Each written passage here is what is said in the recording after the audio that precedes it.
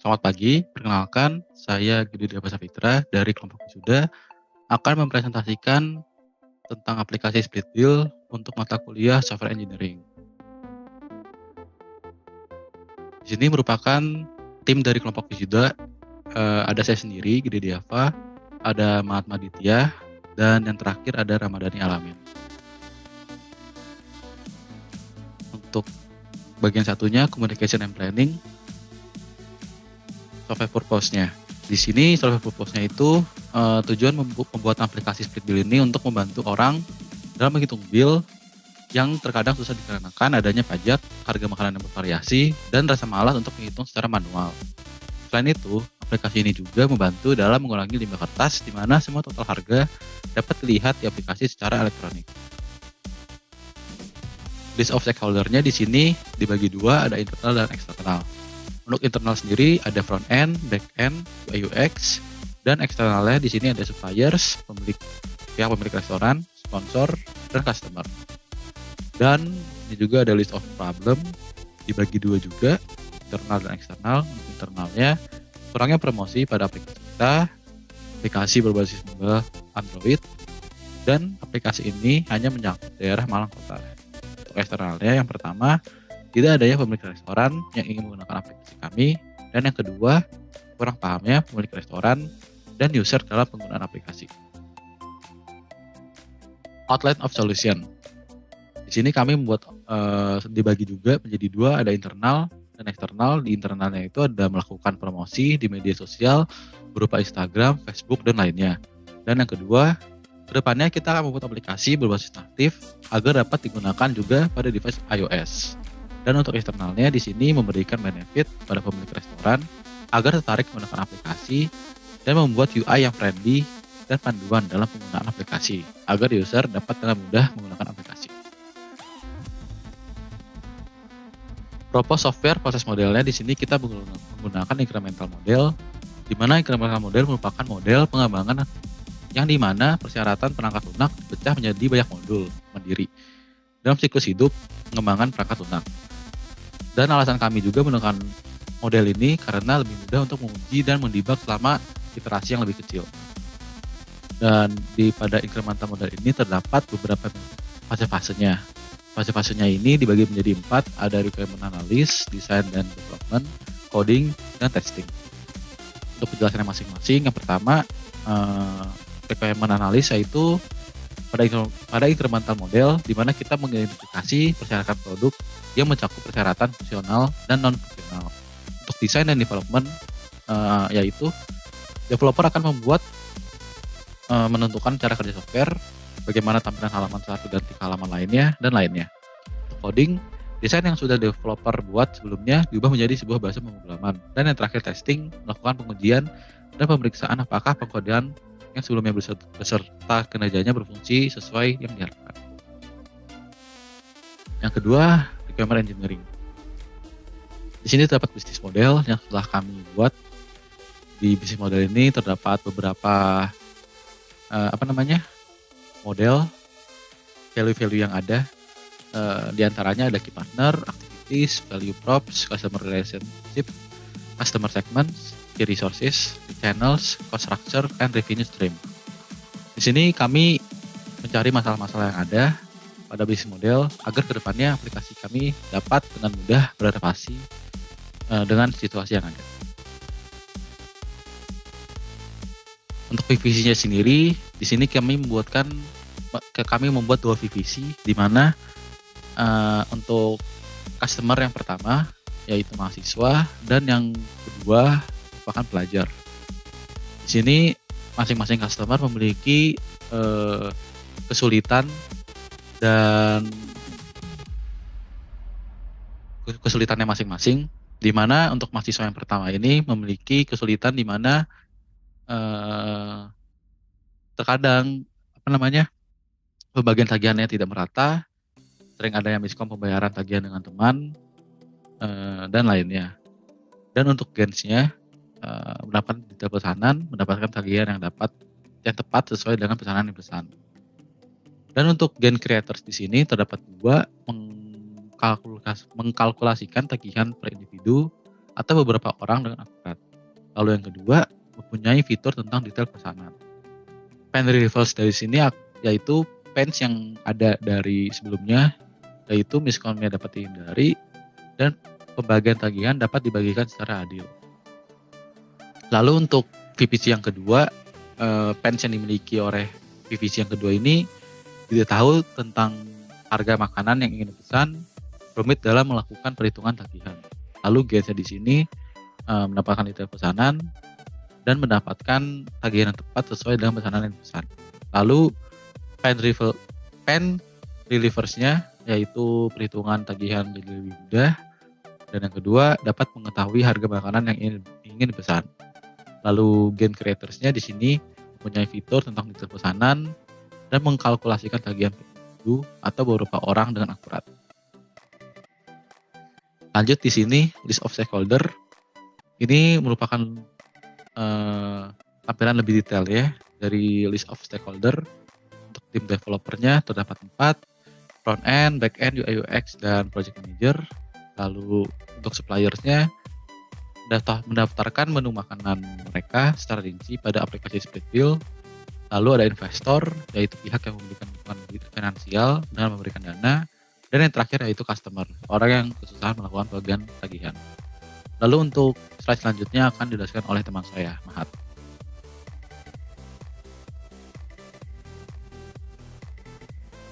Oke, selanjutnya adalah list of functionality dan non-functionality. Di bagian list of functionality terdapat fitur login. Itu di sini pengguna harus membuat akun terlebih dahulu agar bisa masuk ke dalam aplikasi.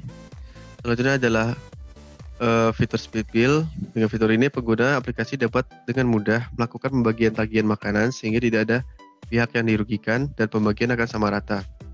Yang ketiga yaitu ada fitur history. Dengan fitur ini pengguna aplikasi dapat dengan mudah melihat histori transaksi dalam rentan waktu yang dapat ditentukan. Yang keempat adalah fitur pembukuan. Dengan adanya fitur ini, pihak restoran dapat dengan mudah melakukan pembukuan setiap bulan dikarenakan setiap transaksi menggunakan aplikasi ini akan terdata di dalam sistem. Yang terakhir yaitu adanya fitur pembayaran. Dengan adanya fitur ini, pengguna bisa langsung membayarkan tagihan yang tersedia. Selanjutnya yaitu adalah list of non-functionality. Yang pertama yaitu usability atau kegunaan. Di sini kita membantu para user yang ingin melakukan pembagian tagihan makanan secara akurat, cepat, dan efisien. Yang kedua adalah portability atau kemudahan menggunakan produk. Di sini aplikasi mobile Splitbill ini bisa diakses oleh pengguna Android untuk mempermudah digunakan user. Selain itu juga user akan mendapatkan panduan dengan penggunaan aplikasi. Reliability atau daya tahan yaitu merupakan ketahanan suatu aplikasi yang nantinya aplikasi tersebut akan menjalankan di berbagai device. Yang keempat yaitu ada security, di mana saat register user akan mendapatkan ID dan passwordnya. Jika password yang dibuat kurang aman, maka aplikasi akan menyarankan password yang lebih aman. Jadi database dan akun user akan aman dan tidak mudah dibobol. Yang kelima yaitu performance. Kemampuan aplikasi yang dapat berjalan di device manapun tanpa adanya gangguan. Yang terakhir yaitu safety. Setelah membuat akun, maka data tidak dapat diakses oleh pengguna yang tidak berhak. Selanjutnya yaitu software model. Yang pertama terdapat use case diagram. Di sini aktornya terdapat customer, restoran, dan juga admin. Case pertama yaitu login atau register. Di sini dapat melakukan login atau register yaitu customer untuk mendaftarkan akunnya, dan sedangkan restoran itu untuk mendaftarkan akun untuk restorannya. Sedangkan admin yang memverifikasi data yang masuk ketika user melakukan login. Yang kedua yaitu Splitbill. Di sini customer menghitung tagihan pada case Splitbill ini, dan si admin yang menghubungkan data customer dengan restoran.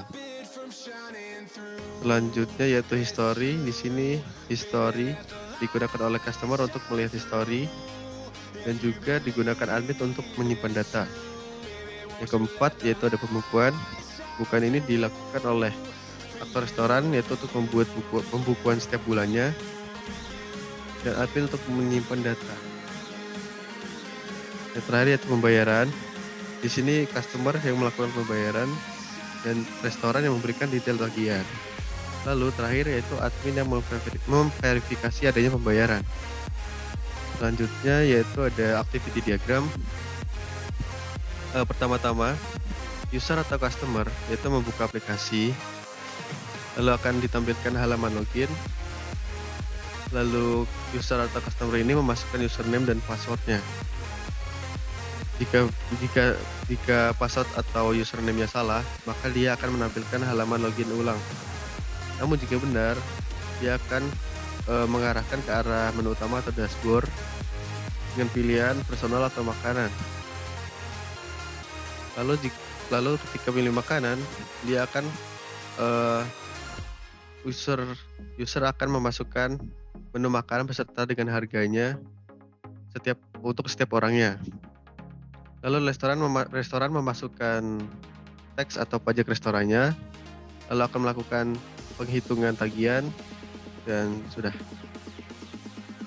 Selanjutnya itu ada kelas diagram. Yang pertama adalah ada kelas customer yang memiliki name, email, nomor, dan ID. Dan customer dapat melakukan pay, kemudian pemesan makanan, terus melakukan paid bill. Selanjutnya adalah kelas admin yang memiliki nama dan ID. Dia yang melakukan manage registration dan customer service. Yang ketiga itu ada restoran, dapat name, email, nomor HP, ID, menu, dan fungsi restoran di sini dapat melakukan metode penambahan menu makanan atau minuman. Yang keempat yaitu ada paid bill, dapat ID, kemudian total biayanya, kemudian ada pesanan, nama restoran, dan nama usernya. Di sini paid bill digunakan untuk mengkalkulasikan seluruh biaya. Lalu bookkeeping ini atau pembukuan, dapat ID, nama restoran, nama user, kemudian ada pesanan, dan total biaya. Bookkeeping ini lebih ke arah history. Selanjutnya ada sequence diagram. Yang pertama-tama user memasukkan username dan password, lalu dilanjutkan ke sistem, lalu ke database yang melakukan validasi data. Ketika username atau password salah, dia akan mengulang kembali ke halaman utama untuk melakukan pengisian ulang sampai validasinya benar. Ketika validasinya benar, dia akan menuju halaman dashboard yang nantinya akan ditampilkan ke user nantinya. Selanjutnya yaitu dashboard to paid bill. Kemudian yang pertama-tama yaitu ada user yang melakukan input biaya atau input harga dari menu yang mereka pesan. Lalu sistem menuju ke database, lalu melakukan kalkulasi yang akan disimpan pada database dan akan lanjut ke result, dan nantinya jumlah kalkulasi tadi akan ditampilkan kepada user. Selanjutnya ada package diagram. Di sini user, kemudian ada user interface yang di dalamnya terdapat dashboard dan login. Kemudian dilanjut dengan paid bill yang terdapat nama restoran, pesanan, kemudian kalkulasinya dan total biayanya. Kemudian ada payment, ini di dalamnya terdapat payment method yang terakhir dilanjutkan oleh database yang di dalam ada di history. Selanjutnya ada bagian admin yang dilanjutkan oleh user interface yang di dalamnya ada terdapat login, kemudian dilanjutkan ke bagian paid bill ini, lalu ke payment, dan terakhir ke database terdapat history. Selanjutnya yaitu ada user interface. Di sini kami melakukan mockup beserta prototype dengan menggunakan Figma. Selanjutnya adalah software testing. Di sini terdapat 4 software testing. Yang pertama yaitu unit test, yaitu memastikan kode tersebut terdapat error atau tidak. Yang kedua yaitu integration test, yaitu memastikan struktur software itu sesuai atau tidak. Yang ketiga yaitu validation test, yaitu memastikan validasi yang ada itu sudah sesuai apa tidak. Dan yang terakhir adalah system test, yaitu memastikan program berjalan sesuai dengan tujuan. Selanjutnya akan dilanjutkan oleh Rama. Halo, nama saya Ramadhani Alamin. Berikutnya adalah tabel date, modul, testing, skenario, expected result, dan result. Jadi di sini tanggal 29 bulan Mei 2022. Di sini modulnya ada admin, testing skenario-nya, menghapus user, menghapus restoran, expected result-nya user dapat dihapus dari database, restoran dapat dihapus dari database. Terus result-nya berhasil dan berhasil. Selanjutnya adalah public. Testing skenario-nya itu user melakukan login by ID atau Google. Terus user melakukan perhitungan dengan aplikasi. Expected result-nya data user masuk ke dalam database dan berhasil berjalan dengan lancar. Untuk result-nya berhasil dan berhasil. Itu tanggal 1 bulan Juni 2022. Untuk modulnya restoran. Testing skenario-nya restoran melakukan login by ID atau Google. Terus restoran dapat menambahkan data menu. Berikutnya expected result-nya data restoran masuk ke dalam database dan menu restoran masuk ke dalam database. Untuk hasil akhir berhasil dan berhasil. Selanjutnya di sini ada tabel task, role, prerequisite, task, start date, dan end date. Di sini ada tasknya communication and planning, terus role-nya front end dan back end, prerequisite tasknya mencari ide dan target, start date 22 Februari 2022, end date-nya 2 Maret 2022. Di sini requirement testing, di sini ada front end and back end. Di sini requirement telah dirancang dan disepakati. Start date 2 Maret 2022 dan end date-nya 7 Maret 2022. Tasknya use case diagram dan expanded description. Role-nya front end dan back end. Di sini use case diagram beserta expanded description selesai dibuat.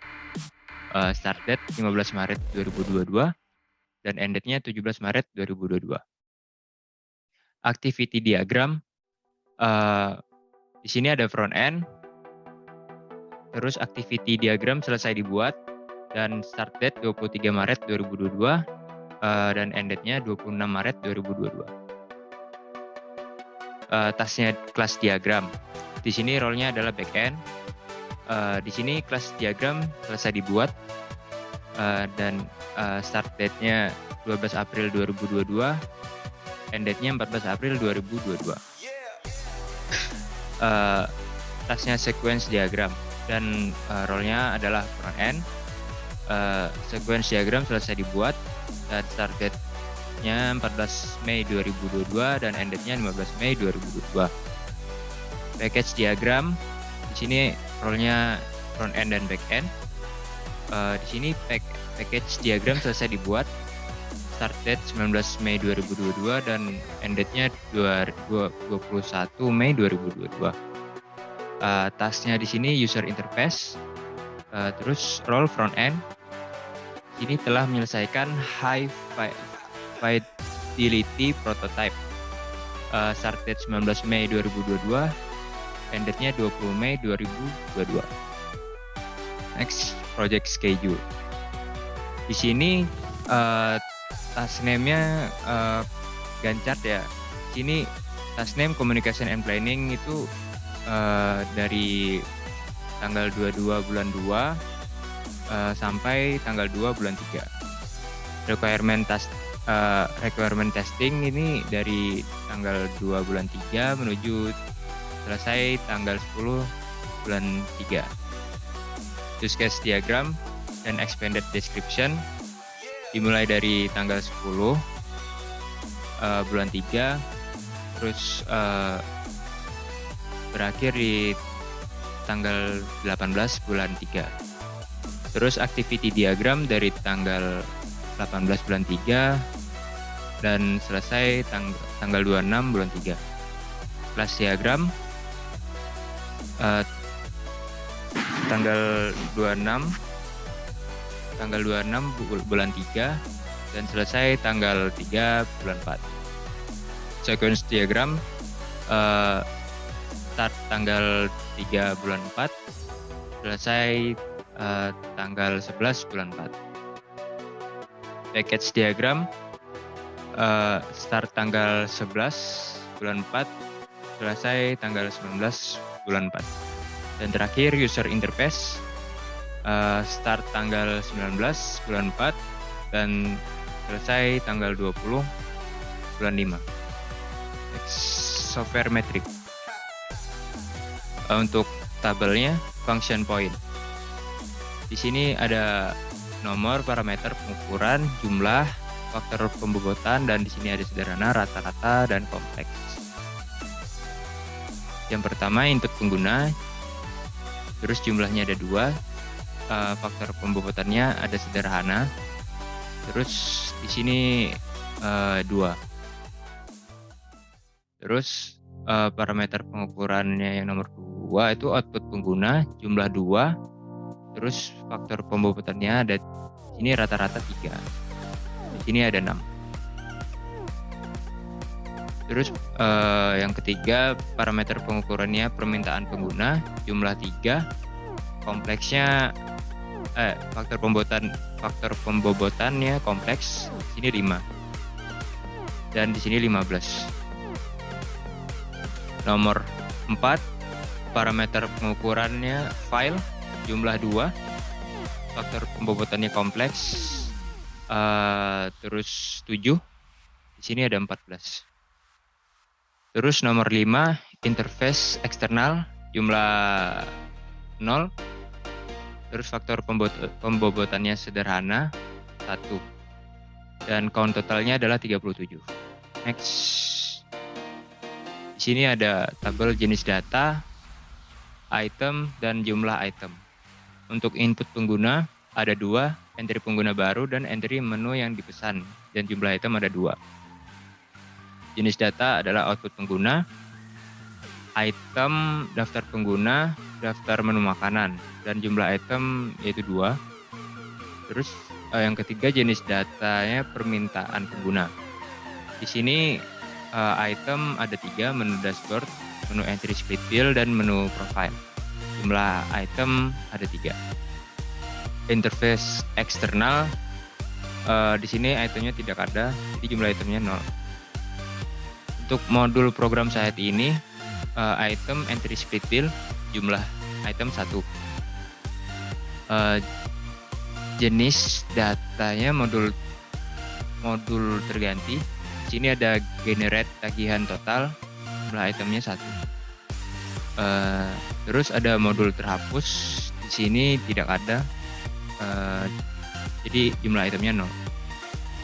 Jenis datanya bahasa pemrograman, di sini Flutter itemnya, jumlah item 1.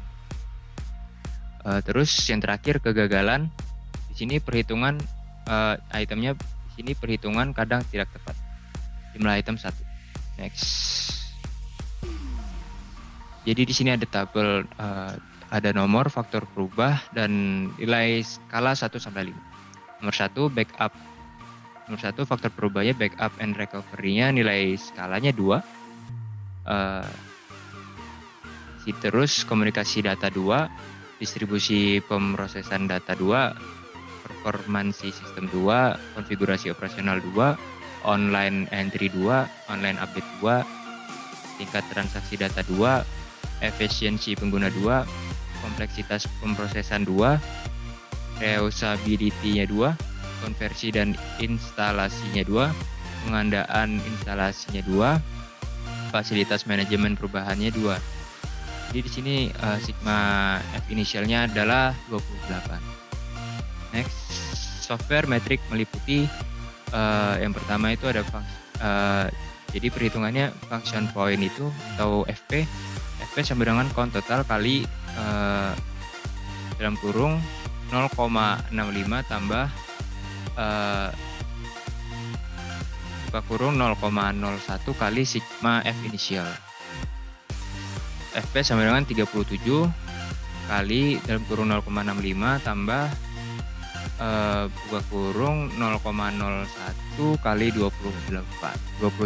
Jadi hasilnya 34,41. Yang B, reliabilitas atau R. Di sini ada ROCOF sama dengan kegagalan function point atau FP. Reliabilitas sama dengan 1 dikurangin ROCOF. Terus reliabilitasnya sama dengan 1 kurang 0,02. Terakhir C, usability atau U. Inputan pengguna sama dengan 2, permintaan pengguna sama dengan 3. Terus speed of operation sama dengan inputan pengguna tambah permintaan pengguna dibagi FP.